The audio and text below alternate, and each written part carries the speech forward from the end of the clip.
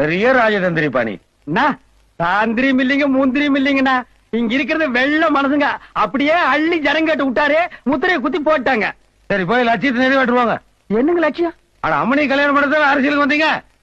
அதாருங்க எங்க லட்சியமே. ஏங்க அப்போ தொகுதிக்கு ஒண்ணு நல்லது பண்ண மாட்டீங்களா? யார பார்த்து என்ன கேள்வி கேக்குற? தொகுதிக்கு நாங்க எதுக்கு நல்லது பண்ணணும்?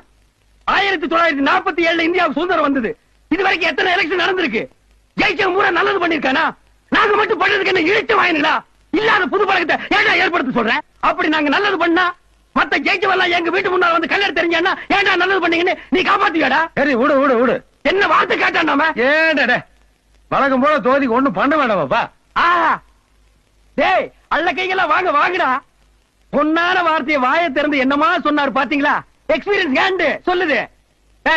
அல்ல கைகளுடைய ரூல்ஸ் என்னடா? வாழ்க ஒளிக அங்கேயே இருங்க. எம்எல்ஏ ராசப்பன்